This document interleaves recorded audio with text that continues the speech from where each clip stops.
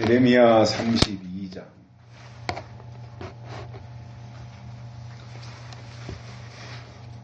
34절, 35절 두 절의 말씀 봉독해 드리겠습니다. 내 이름으로 일컬음을 받는 집에 자기들의 가증한 물건들을 세워서 그 집을 더럽게 하며 흰놈의 아들의 골짜기에 바알의 산당을 건축하였으며 자기들의 자녀를 몰렉의 불에 지나가게 하였느니라.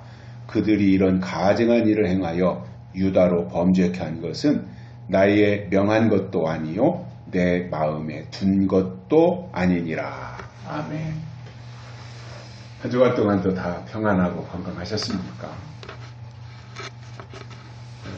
제가 서산으로 와서 2025년 2월 달까지 조립식으로 지은 주택에서 20년 넘게 생활을 했었습니다.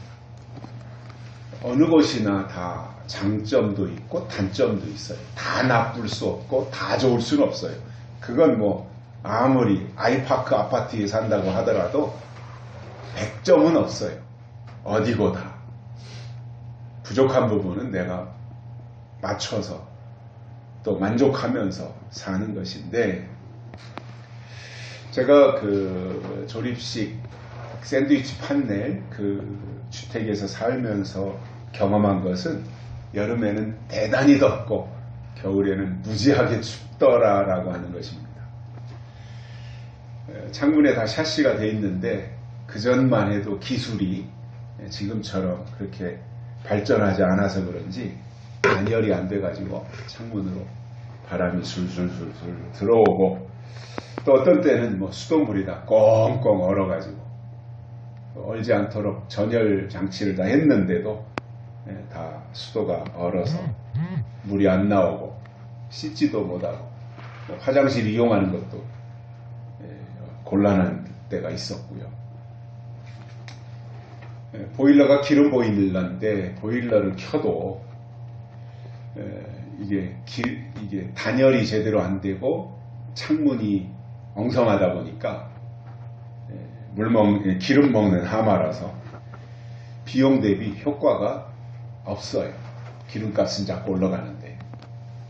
그래서 비용도 줄이고 또 따뜻하게 살고 싶은 마음에 몇 년 동안 연탄난로를 피웠었는데, 매일 시간 맞춰서 연탄 갈아주는 것도 보통 일이 아니고 그것도 성가셔가지고 몇 년 동안은 난방 안 켜고 겨울을 난 적이 있습니다. 몇 년 동안 그랬습니다.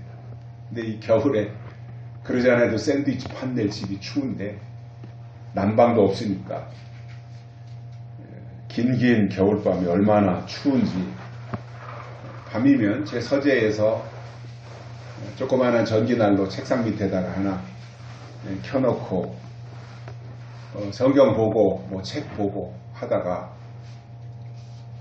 밤 늦은 시간이 되면 잠을 자려고 2층 침실로 올라가서 누우면 코가 꽉 막혀요.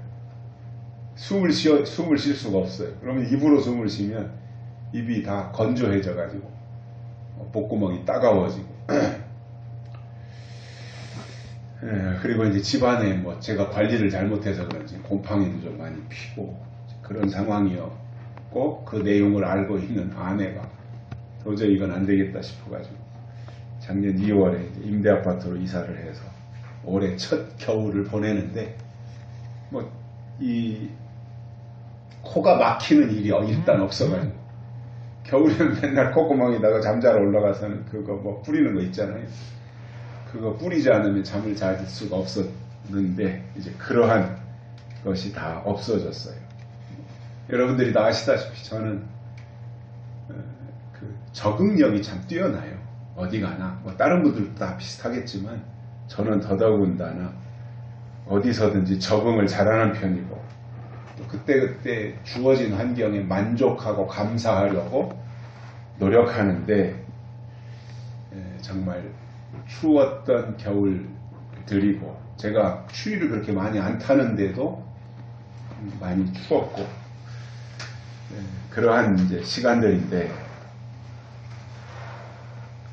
그때와 지금 비교해 보면 지금은 그야말로 천국 생활을 하고 있는 것 같습니다.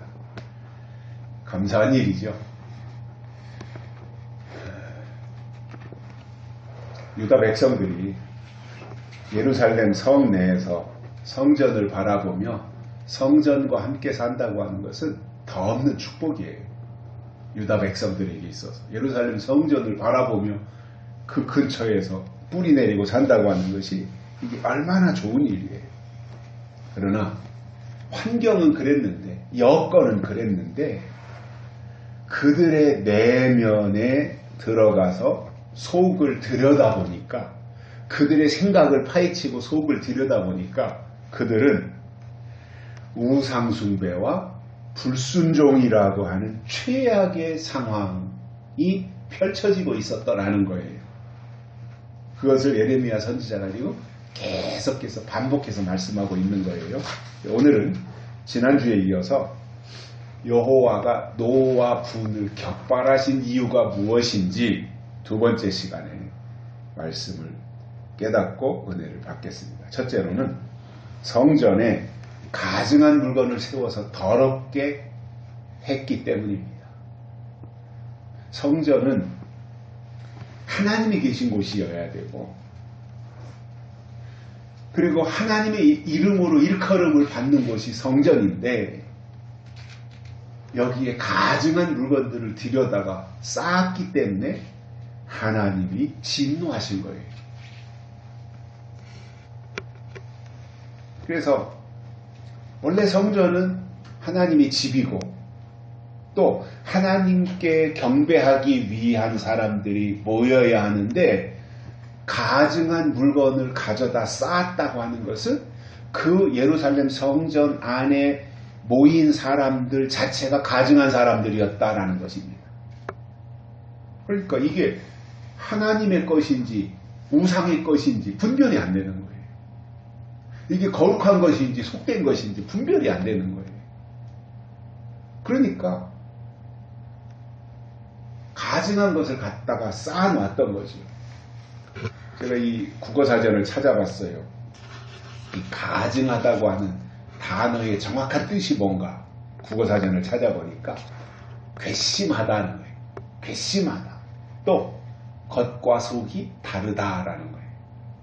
뿐만 아니라 미워할 만한 행동을 한 사람들이다 이겁니다. 디도서 1장 1절에 보면 이렇게 말씀합니다. 저희가 하나님을 시인하는 행위로는 부인하니 가증한 자요 복종치 아니하는 자요 모든 선한 일을 버리는 자니라. 이게 디도라고 하는 사도가 표현한 거예요. 하나님을 입으로는 시인하는데 행위로는 부인한단 말입니다. 그러니까 뭔가 일치해야 되잖아요. 입으로 그렇게 말했으면 행동도 그렇게 해야 되는 거죠. 행동을 그렇게 한다면 말도 그 따라가야 되는 거잖아요. 근데 말 따로 행동 따로예요. 즉 앞에서 나를 대하면서 하는 말과 돌아서서 다른 사람 만났을 때 나에 대해서 나쁘게 말하는 것이 전혀 다른 사람인 거죠. 이거는 흔히 우리가 말하는 이중인격자라고 그러죠. 이중인격자. 더 심하게 말하면 다중인격자인 거죠. 그때그때 변하는 거예요. 제 앞에서 저에 대해서 당신은 이런 사람이야 이렇게 말했으면 저기 가서 딴 사람 만나서도 똑같이 제 앞에서 했던 얘기 해야 될 거 아니에요.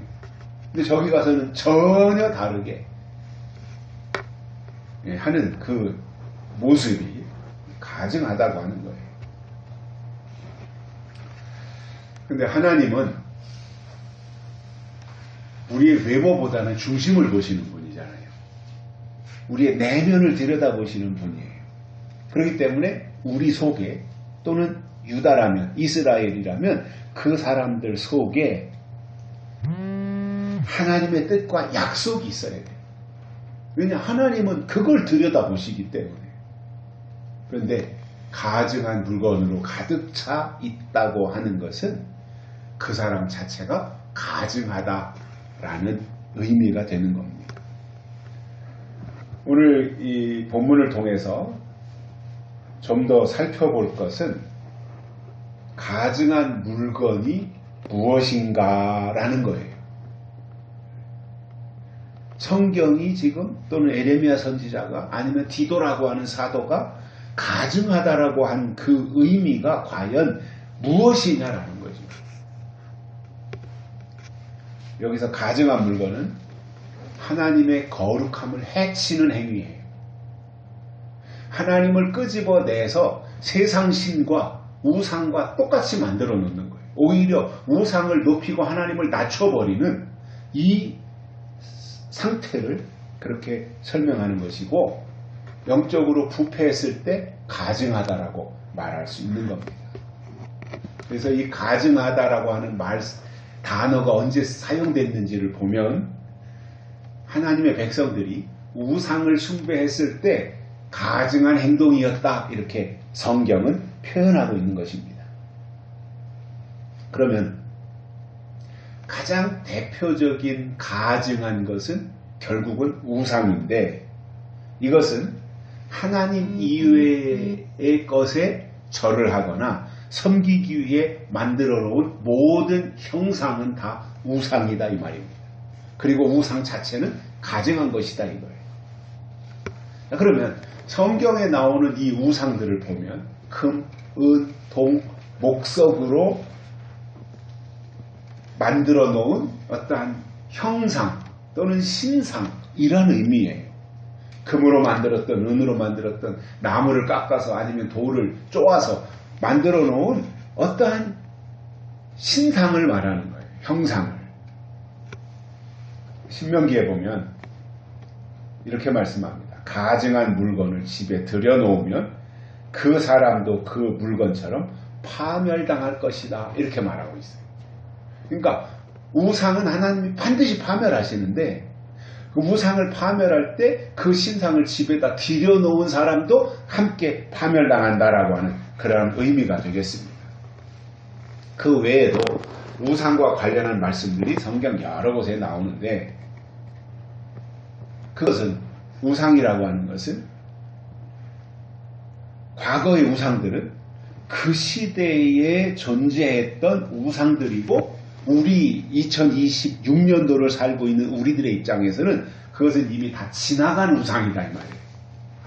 그러니 지나간 우상은 우리와 직접적인 관련이 없는 거예요. 지금 우리가 뭐 바알 신상을 섬기지 않잖아요.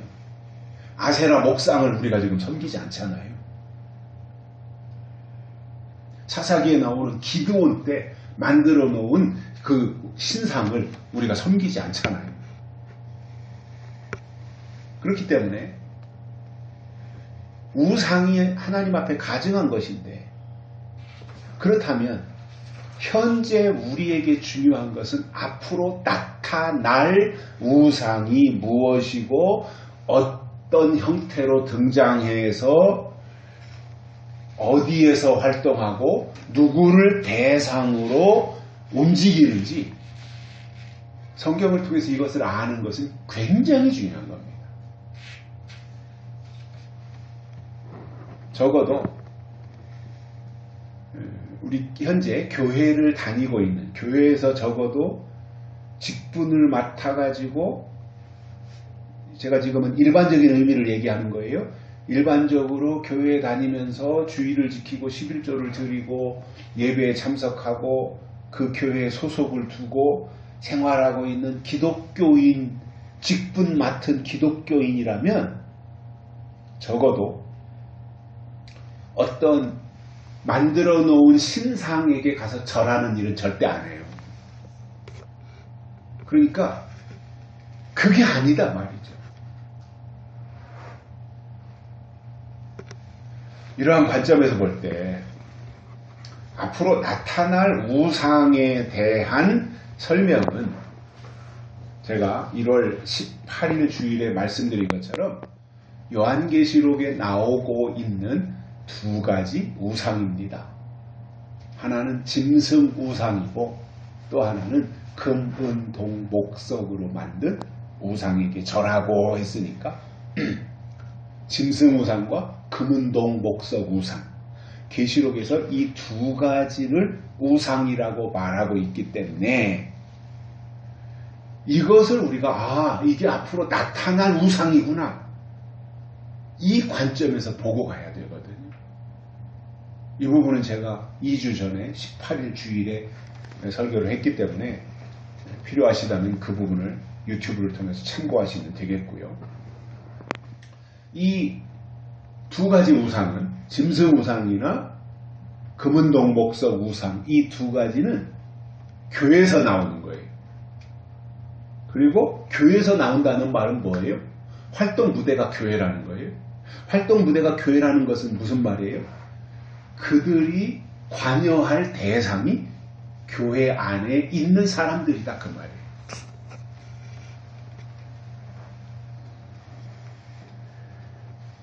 마지막에 나타날 가증한 물건은 한마디로 적그리스도입니다. 그래서 이 적그리스도를 앞으로 하나님으로 섬기는 법이 나오면 거기는 더 이상 하나님의 집이 아니라 우상의 제단으로 전락하는 겁니다. 현재 시점에서 예수님을 잘 믿고 주님의 몸된 교회에서 충성하는 것은 대단히 잘하는 일입니다. 잘하는 일이에요. 그러나 현재 내가 교회에 소속하고 내가 충성하고 봉사하고 헌신하고 직분 맡아가지고 있고 이것에만 만족하고 있으면 그는 제자리 걸음을 할 뿐 신앙이 성장하지 않아요. 여러분, 하나님은 진행하시는데, 하나님의 시간, 하나님의 때는 진행하는데 나는 제자리 걸음하고 있다면 하나님과의 격차는 점점 벌어지는 거예요. 나는 제자리 걸음하고 있고 하나님은 진행하세요. 그러면 하나님과 나는 점점 격차가 벌어질 수밖에 없는 거예요. 그렇기 때문에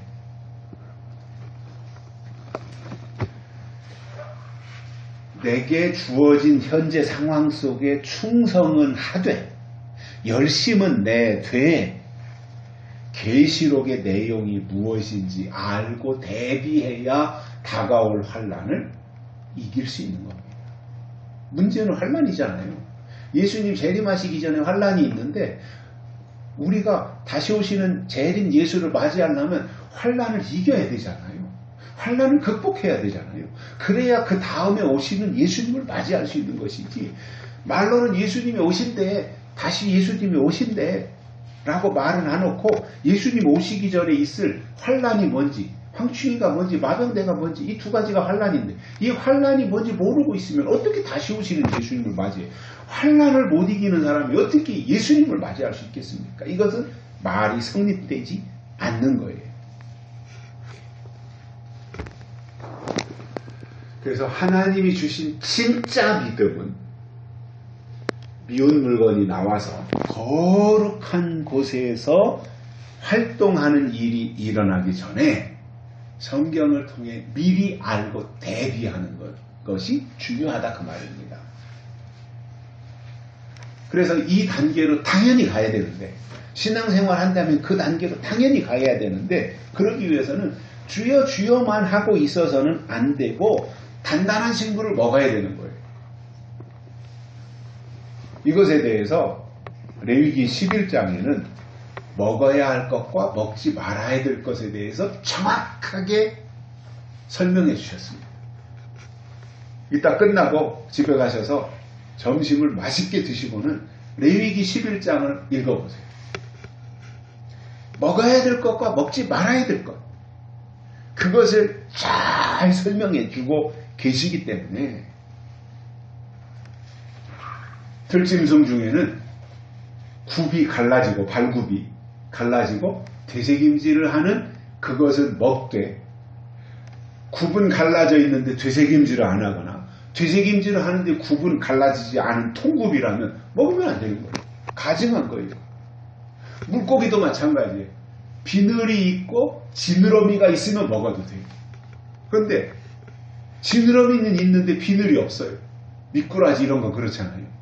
비늘이 없잖아요. 장어 이런 건 비늘이 없잖아요. 먹으면 안 되는 거예요.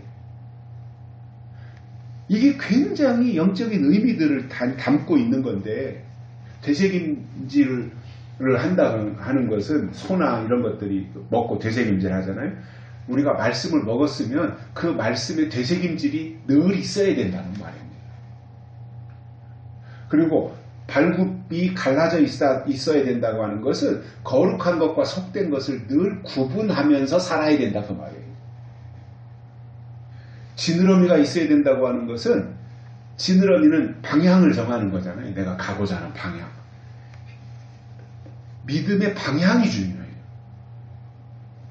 또 비늘이 있어야 된다는 것은 갑옷을 입어요. 그리스도로 갑옷을 입어야 된다는 말이에요. 이러한 여러 가지 의미들을 담고 하나님이 모세를 통해서 히브리 민족에게 먹을 것, 먹지 말 것 이러한 것에 대해서 다 이미 정해 주신 겁니다. 그렇다면 단순히 주일날 교회 가서 예배 참석한다고 해서 아니 교회 다닌다고 해서 다 무조건 구원받는 것이 아니라 또 주여 주야만 하면 다 천국 간다는 식의 말을 한다고 해서 그렇게 되는 것이 아니라 내가 무엇을 지금 먹어야 되고 무엇을 지금 먹지 말아야 되는가 말씀에 대한 얘기잖아요. 어떤 말씀을 내가 먹어야 되고 하나님이 금지한 먹지 말라고 하신 선악과의 말씀이 무엇인가 이것을 알고 하나님이 먹으라고 한 것은 먹고 먹지 말라고 한 것은 먹지 말아야 되는데 지금 교회들을 보면 하나님이 먹지 말라고 금지한 선악과를 지금도 여전히 먹고 있으니 그게 보통 문제냐 말입니다. 하나님 보실 때. 그러니 그 결과는 미운 물건을 따라가는 거예요. 우상을 따라갈 수밖에 없는 거예요. 요한계시록은 장성에서 단단한 식물을 먹고 선악을 분별하는 신앙을 가지라고 주신 말씀이에요.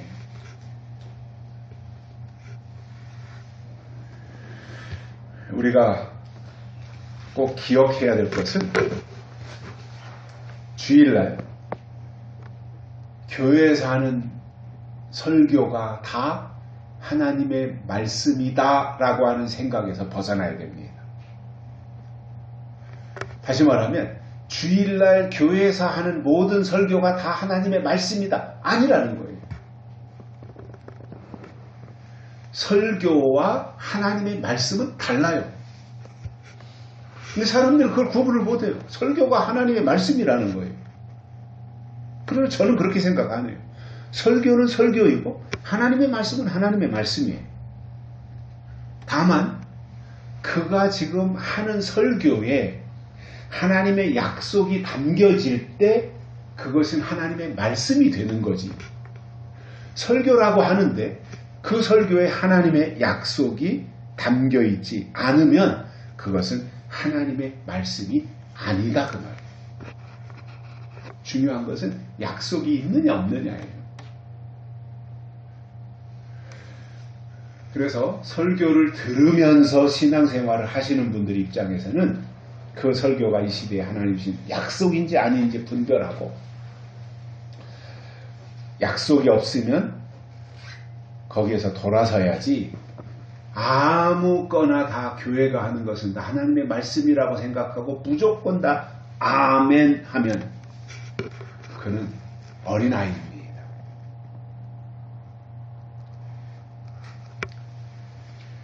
신앙이 약속의 말씀으로 성장해야 하는 이유는 그래야 가증한 것이 거룩한 곳에 선 것을 볼 수 있고 그 가증한 것이 거룩한 곳에 설 때 그것을 뿌리치고 대응할 수 있기 때문입니다.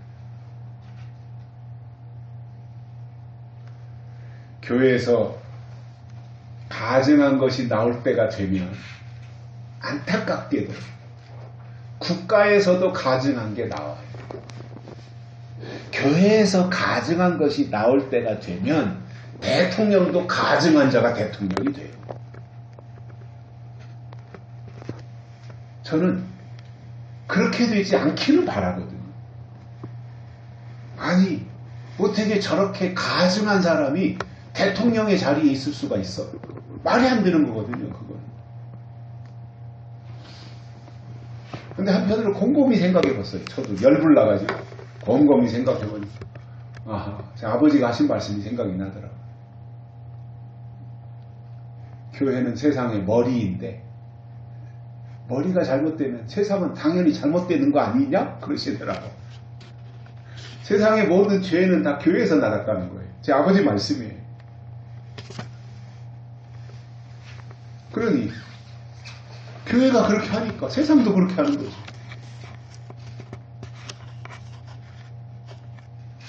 그러니 이게 같이 가는 거예요. 세상과 교회가 같이 가는 거예요, 지금. 그러니까 교회에서 가증한 일이 세상으로 나갔고요. 그래서 세상이 가증해졌어요. 그게 가증한 사람들이 설쳐대고 자기가 우두머리라고 지금 생각하고 활개를 치고 있는 거예요. 그러다가 세상에서 있던 그 가증한 일들이 다시 교회 안에서 최종적으로 등장하고 나타나는 거거든요. 이렇게 해야 이해가 되고 이게 지금 정상적으로 가는 거구나. 비정상이지만 당연히 비정상이지만 이게 지금 성경을 이루기 위한 징조구나. 징조로 우리에게 보여주는 하나의 현상이구나. 이렇게 안 보면 이해가 안 되죠. 그래도 뭔가 좀 갖춰진 사람들이 최고의 자리에 올라가야 국민들이 그래도 존경은 안 하더라도 인정을 할 거 아니에요. 인정은 최소한도.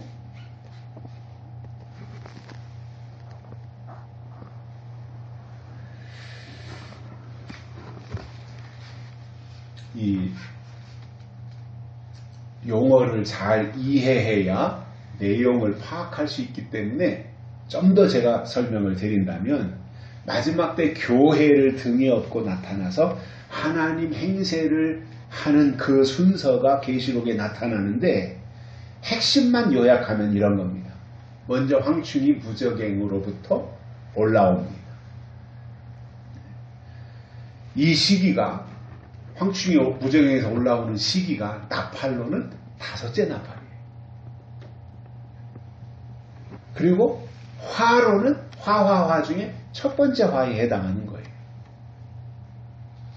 그리고 이때 등장한 황충이를 거짓 선지자 또는 음녀 또는 바벨론 이렇게 표현하는 거예요. 다 같은 말인데 표현을 이렇게 다양하게 해놓은 거예요. 제가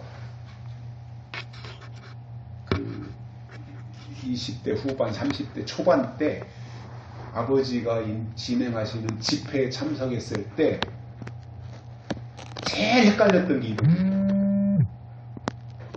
5째 나팔이 황충이. 그 황충이가 첫째 화. 첫째 화가 음녀, 거짓 선지자, 바벨론. 이게 이렇게 하나다라고 하는 것을 깨닫는 데까지 시간이 좀 걸렸어요. 아마 다른 분들도 그럴 거예요.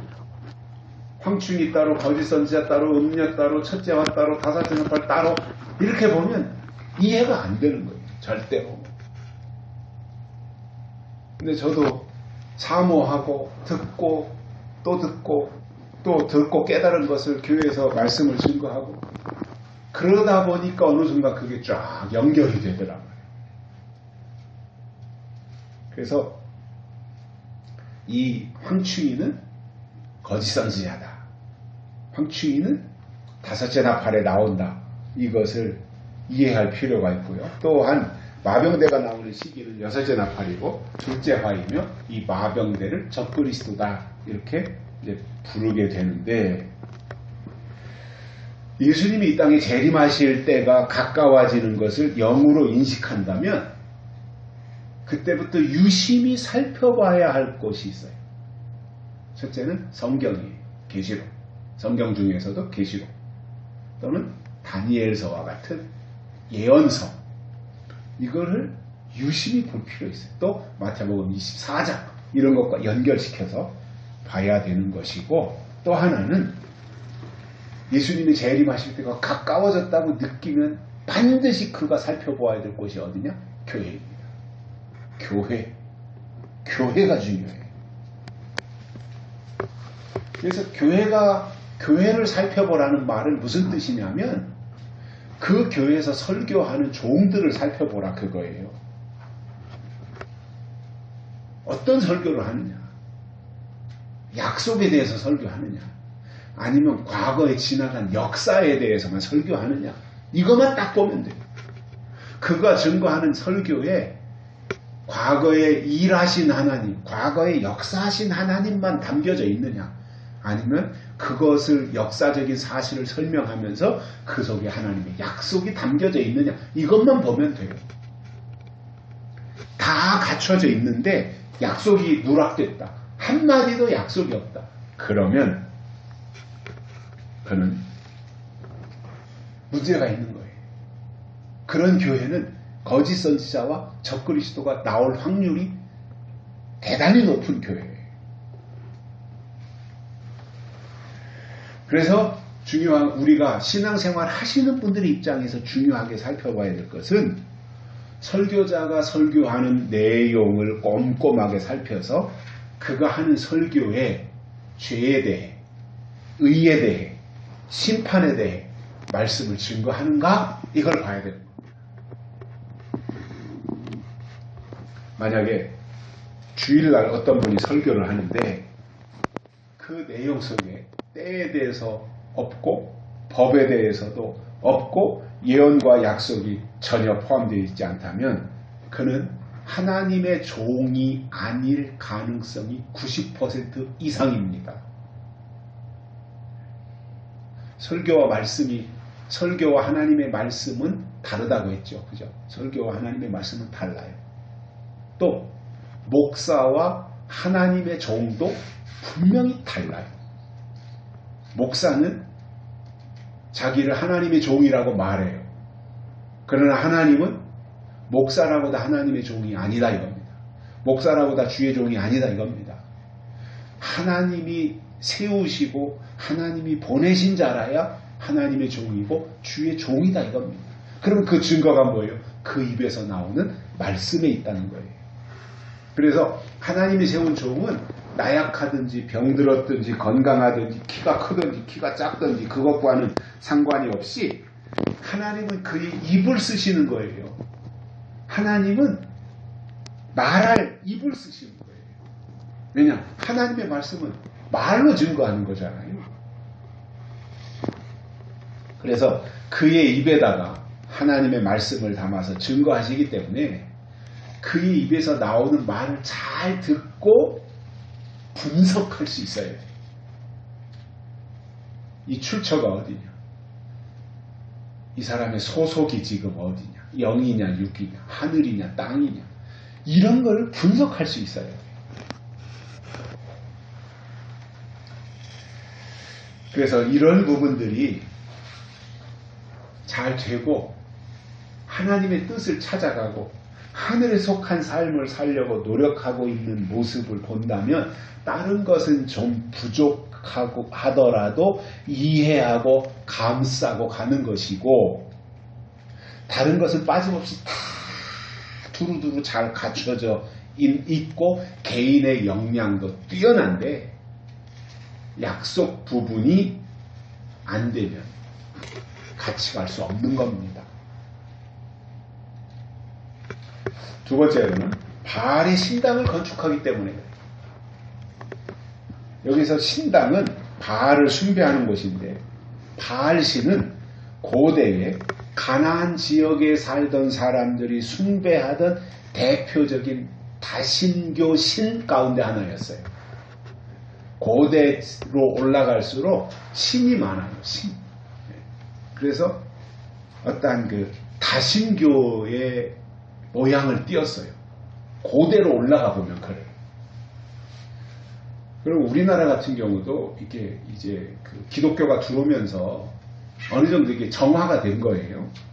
사실은 우리나라도 신이 많아요. 일본 같은 데 가보면은 일본은 조상신을 집집마다 다 해놓고 신을 숭배해요.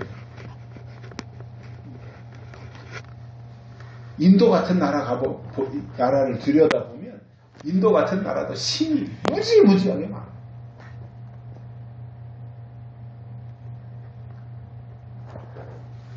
근데 이 고대 가나안 지역이 다신을 숭배하던 지역이었는데 그 중에서 바알신이라고 하는 것은 풍요와 비, 농사 그리고 번식을 관장하는 신이에요. 그렇기 때문에 그 당시에는 농경사회잖아요. 그러다 보니 바알신을 숭배하는 게 굉장히 중요한 역할을 한 거예요. 비를 내리고 뭔가 번식을 하고 이러한 역할을 다 해주기 때문에. 근데 성경에 등장하는 대표적인 바알신은 갈멜산에서 나타났잖아요. 갈멜산에서 하나님과 바알 중에 누가 진짜냐 이것을 판가름하는 대결이 펼쳐졌던 곳이 갈멜산이에요. 그래서 거기서 정했어요. 자기들이 엘리야와 바알의 선지자들이 모여가지고 여기다 제단을 쌓고 불이 내리는 신이 진짜다. 나중에 딴 얘기 하기 없기. 오케이. 도장 찍어. 약속하고. 바알의 선지자들이 먼저 기도를 시작하잖아요. 근데 뭐 아무리 울부짖어도 불이 내리나요? 그러니까 막 자기 몸에 자해를 하면서 피를 흘려가면서 그렇게 해도 아무런 불이 내릴 기척이 보이지 않으니까 엘리야가 이제는 뒤로 물리치고 다 물리치고 오히려 쌓아놨던 제단 장작들개비에다가 물을 길어다 붓고 또랑을 파고 물에 젖은 장작에 불 붙이기 쉽지 않은데 다 그렇게 하고는 엘리야가 기도했더니 하나님이 불을 내리셔서 제단을 불태웠고 하나님이 진짜 신이라고 하는 것이 거기서 입증이 되었지 않습니까?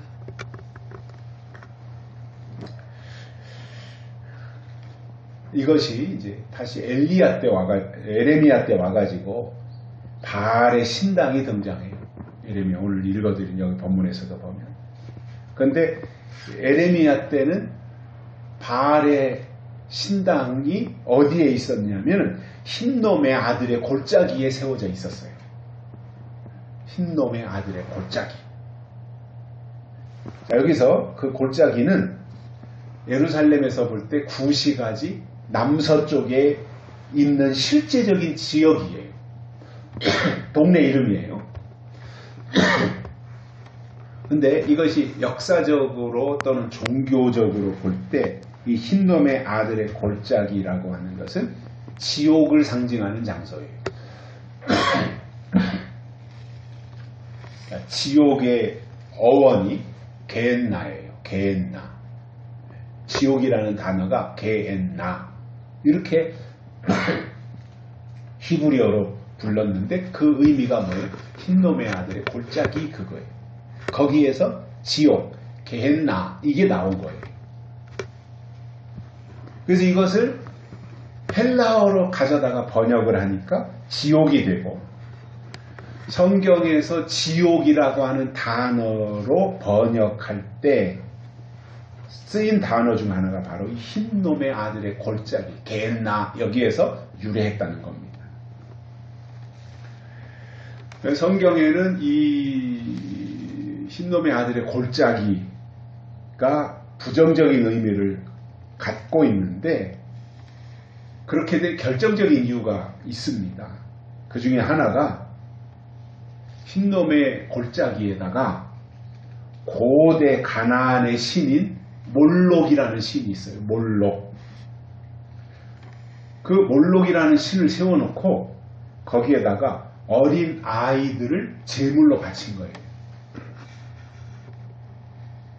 그리고 이 흰놈의 골짜기는 쓰레기 소각장이 있었어요. 거기에.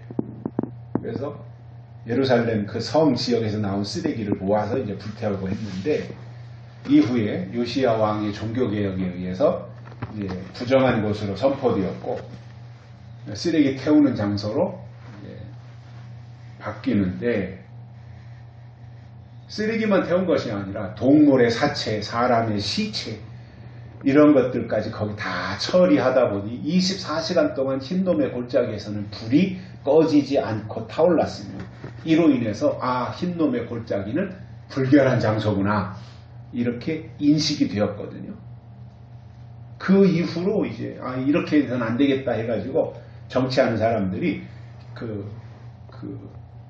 그렇게 부정적인 이미지가 꽂혀 있던 그 장소를 이제 이렇게 변신을 하고 나무도 심고 이렇게 예쁘게 가꾸고 거기다가 산책로도 만들고 해가지고 지금은 공원이 되었어요. 공원이. 마치 우리나라 옛날에 서울에 가면 난지도라고 하는 한강 옆에 그 난지도가 서울에서 나오는 쓰레기를 다 갖다 매립했던 곳이잖아요. 난지도 쓰레기 매립장. 그래서 이제 난지도 쓰레기 매립장이 포화 상태로 더 이상 거기를 할 수 없으니까 이제 김포로 쓰레기 매립장을 이전하고 거기는 흙으로 다 덮어가지고 공원을 만들었어요. 거기가 상암동이에요. 서울 상암동. 월드컵 경기장이 있는 상암동. 그쪽이 옛날에 난지도 쓰레기 매립장이 있던 지역이거든요. 근데 지금은 그렇게 완전히 신도시로 바뀐 것이 상암동이듯이 흰놈의 골짜기도 그래요. 과거에는 시체 태우던 곳이고 범죄자들이 득실거리던 곳인데 이제 이렇게 공원처럼 예쁘게 만들어 놨단 말이에요. 그러나 그것은 현재의 모습이고 과거에는 어땠어요? 어린 자식을 불태워서 제물로 드리고 이런 장소였단 말입니다. 저는 여기서 교훈을 얻고 싶은 것이 있습니다. 악마가 나타날 때 절대로 나는 악마다 이렇게 이마에다 이름을 쓰고 악한 모습으로 나오는 것이 아니라 철저하게 본심은 숨기고 가장한 천사로 등장하기 때문에 그의 근본을 보고 속지 말아야 됩니다. 또한 악마의 소굴이라고 해서 꼭 살벌한 지옥의 모습이 아니라 천사들이 모여있는 선한 공동체로 나타나기 때문에 그들의 실체를 볼 수 있는 분별력을 갖추자 이겁니다. 예쁘게 단장해놨다고 해서 과거에도 그런 모습이 아니었다 이겁니다. 본질은 지옥이다 그 말입니다. 세 번째로는 자녀들을 몰래게 불에 지나가게 했기 때문에 하나님이 노와 군을 격발하셨는데 여기서 이 몰래게 불이란 고대 중동 지방에서 행해진 가장 잔혹하고 충격적인 제사의식이었습니다. 먼저 이 몰렉이 무엇인지 보면 몰렉은 고대 암몬 족속들의 신이에요. 모압과 암몬이 나오잖아요. 성경에. 그 암몬 족속들이 섬겼던 신인데 머리는 황소의 머리를 하고 있어요. 몸은 사람의 몸뚱아리를 하고 있어요. 그렇게 동으로 만든 거예요. 그리고 그것을 신으로 숭배하는 거예요. 그런데 그 내용을 들여가 보면 너무너무 잔인한 거예요. 몰렉의 신이라는 게 너무너무 잔인한데 그 속에다가 아이들을 죽이니까 잔인한 거지요. 뿐만 아니라 그 몰렉의 불 가운데로 지나가게 한다. 오늘 말씀에서 이렇게 기록하고 있는데 이것은 너무너무 끔찍한 일이잖아요. 몰렉의 불 속으로 지나가게 한다. 그러니까 부모들이 자신의 어린 자녀를 제물로 몰렉에게 바치는 인신공양이 있었던 거예요. 그러니까 이 몰렉은 청동으로 거대하게 만들고 이 속을 비워서 여기다 이제 다 불을 지피게 만드는 거예요. 그리고 그 신상이 이렇게 팔을 뻗고 있을 거 아니에요. 그러면 이제 불로 달궈지면 동이니까, 청동이니까 시뻘겋게 다 달궈지게 되는데 그 팔 위에다가 아이들을 올려놓는 겁니다. 그리고 불태우는 거예요. 한번 생각해 보십시오. 그때 제물로 뽑혀서 돌아가면서 집집마다 한 명씩 뭐 1년에 한 번이든 어떤 무슨 일이 있을 때 한 번이든 했을 테니까 제물로 바치는 아이로 선정이 됐을 때 그 아이는 얼마나 무서웠겠어요. 또 불 속에 들어가니까 아니면 불에 달궈진 거기에 올려놓으니까 얼마나 뜨거웠겠어요. 그러니까 죽을 때까지 그 고통 가운데 울부짖음이 얼마나 컸겠어요. 자, 그러면 왜 이런 일이 가능했겠습니까? 당시의 사람들은 가장 소중한 자녀를 불태워 바침으로 신의 진노를 달래거나 복을 받을 수 있다고 생각하고 있었던 겁니다. 참 무지한 거죠. 그죠? 어리석은 거죠. 근데 이게 바로 사람의 근본인 것 같아요. 왜냐하면 하나님을 섬기라고 하면 이리저리 핑계대고 잘 안 해요. 그리고 뭔가 좀 시간이 남든가 뭔가 그래야 하려고 해요. 그리고 요리조리 빠져나가요. 하나님의 일에 대해서는 핑계를 대요. 그런데 우상을 숭배하거나 제물을 바치는 일에는 자기 돈을 쓰면서 또 자기 자식까지 제물로 삼아가면서 자발적으로 신나게 하더라는 겁니다. 우상은 사실 아무것도 아닌데 이렇게 했던 거예요. 이것이 이방인들 문화 속에서 있었던 일이라면 그게 무슨 관련이 있겠어요, 하나님하고. 이방인들이 그렇게 인신공양을 한다면 하나님은 그들을 문제 삼지 않았을 거예요, 크게. 하지만 지난주에도 말씀드렸던 것처럼 예루살렘 성전이 건립된 날부터 지속적으로 백성들 뿐만 아니라 왕부터 제사장들에 이르기까지 합세해서 다 똑같이 그렇게 행했기 때문에 하나님이 노와 분을 격발하셨다 그 말이에요. 자, 지금은 우리가 시기적으로 볼 때 요한계시록을 통해서 하나님의 뜻을 알아야 되고 하나님의 때를 알아야 되는데 신앙이 한참 뒤로 후퇴해서 은사운동이나 하고 또는 불 받으라는 식의 철이 지난 것만 강조하면서 불운동을 지금도 한다면 그것은 몰래의 불과 같은 것입니다.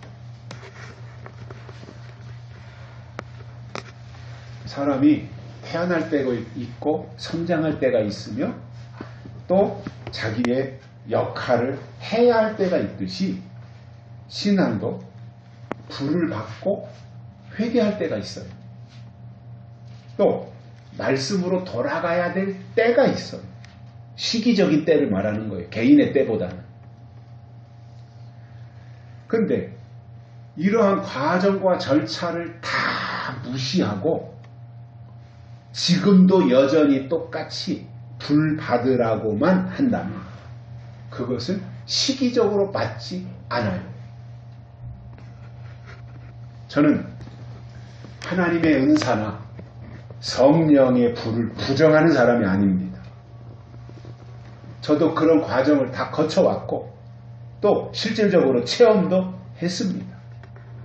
그러나 지나놓고 보니 은사나 불은 하나님께로 돌아가게 만드는 과정이에요. 그래서 불을 통해서 또는 은사를 통해서 하나님께로 돌아갔다면 그 다음 단계로 나가야 되는 거잖아요. 말씀으로 돌아가야 되잖아요.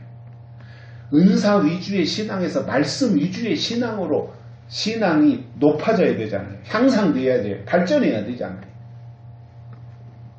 왜냐하면 예언의 말씀은 성장하고 성숙해서 하나님을 만나도록 해주는 역할을 하기 때문에 그런 겁니다.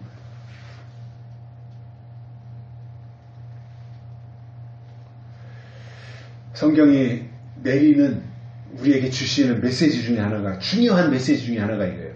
말씀이 하나님이라 이거예요. 반대로 하면 하나님은 말씀이세요. 우리에게는 말씀이 은사보다 중요한 거예요.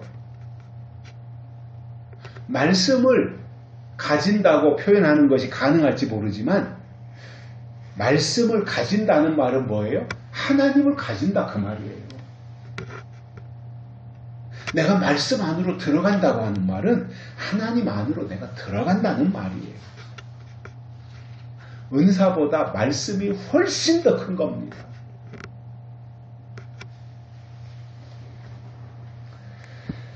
그런데 말씀을 외면하고 특히 마지막 때 일어날 일에 대해서 상세하게 기록해 주신 요한계시록을 부정하거나 계시록을 무시한다고 하는 것은 그 속에 하나님이 계시지 않다는 증거일 수 있어요. 제가 성경을 보면서 깨달은 것은 요한계시록은 이 시대에 하나님이 우리에게 주신 최고의 소망이면서 우리를 하나님께로 인도하는 영적 내비게이션입니다. 이보다 더 좋은 게 없어요, 사실. 66권이 다 소중하지만 66권 중에서 딱 하나만 가지라고 저한테 명령한다면 누군가가 저는 당연히 요한계시록이에요.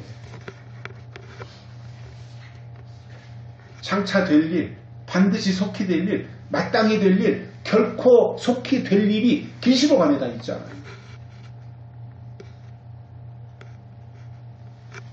그럼에도 계시록을 잘 모르는 사람들이 알려고도 하지 아니하고 계시록을 어느 순간 뭔가 좀 감동이 와서 읽으려고 하다가 1장, 2장, 3장까지는 어떻게 읽어가는데 4장부터 5장 거쳐서 6장에 가니까 그때부터는 말이 나오기 시작하고 뭐 7장에 가니까 인치는 뭐 14만 4천 이런 얘기가 나오고 8장에 가니까 뭐 나팔이 나오고 이 도대체가 이게 무슨 의미인지 모르니까 읽다가 말고 이제 덮어버려. 계시록을 덮어버려. 그러나 그럴 것이 아니라 모르기 때문에 더 사모하고 그 내용과 뜻을 알기 위해서 기도하며 성경에 집중하고 하나님께 매달려야 제대로 깨달을 수 있지. 그냥 덮어버리면 그는 반드시 황충이와 마병대가 나올 때 거짓 영에게 사로잡힐 수밖에 없어요. 저는 하나님이 우리에게 주시는 은사는 귀하다 이렇게 생각을 해요. 좋은 것이에요. 그러나 은사를 주신 목적이 뭐냐 이걸 알아야 돼요. 제가 사도행전 안에서 큐티에서도 설명을 드렸는데 하나님이 우리에게 은사를 주신 목적은 하나님의 약속을 증거하라고 주시는 거예요. 또 다른 말로 하면 하나님의 하나님 되심을 증거하라고 주신 것이 은사예요. 은사에 빠져서 은사를 내 것처럼 남용하라고 주신 게 아니에요. 그 은사를 가지고 사람들을 협박하라고 주신 게 아니에요. 하나님을 증거하고 하나님의 약속을 증거하라고 주시는 거예요. 그렇기 때문에 은사는 은사가 목적이 아니라는 겁니다. 은사가 목적이 되면 하나님이 어느 날 그 은사를 가져가셔요. 그러면 빈 껍데기만 남아요. 그런데 그것도 모르고 여전히 자기에게 은사가 있는 줄 알고 은사에 치우친다면 그는 가장 어리석은 사람인 겁니다. 그러므로 지금 시점에서 약속의 말씀이 없이 은사를 행하고 약속의 말씀은 없는데 불운동을 행한다면 그는 때와 법을 모르는 영적 소경이라는 말입니다. 결론으로 오늘 말씀에서 하나님이 예루살렘을 향해 노와 분을 격발하신 이유는 성전에 하나님이 가장 미워하시는 가증한 물건을 세웠기 때문이다. 이렇게 말씀하시는 거예요. 이 성전이 그때 당시에는 예루살렘 성전이었고 또 그것이 시간이 지나면서 교회일 수 있고 또 지금 이 시대에 와서 우리들에게 적용한다면 우리의 심령일 수 있어요. 마음의 성전. 여기에 뭐를 담을 것이냐 이게 중요한 거예요. 아울러 바알의 신당을 세웠고 자녀들을 몰래게 불러 지나가게 하는 등 하나님의 뜻과 전혀 다른 정반대의 일을 행한 것이 유다 백성들이었고 예루살렘 성전의 상황이었다라고 하는 것을 보면서 이 시대에 우리가 하나님의 사람들로서 하나님이 원하시는 것이 무엇인지 알고 하나님의 뜻대로 믿음을 지켜내시기를 간절히 소망합니다. 기도하시겠습니다. 살아계신 하나님 아버지 감사합니다. 오늘도 우리를 불러주시고 말씀을 듣게 해주셔서 감사를 드립니다.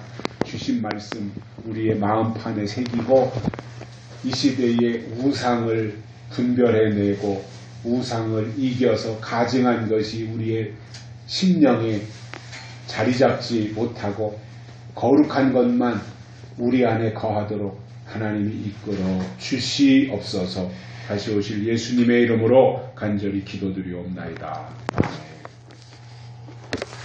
찬송가 434장 부르시면서 헌금 드리시겠습니다.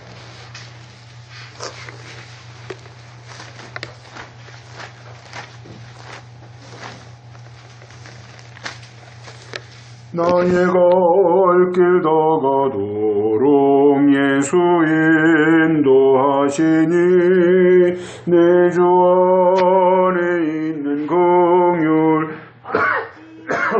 의심하리요.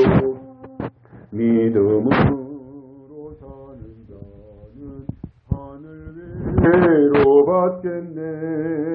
무슨 일을 만나든지 만사형통하리라. 무슨 일을 만나든지 만사형통하리. 3절입니다. 나의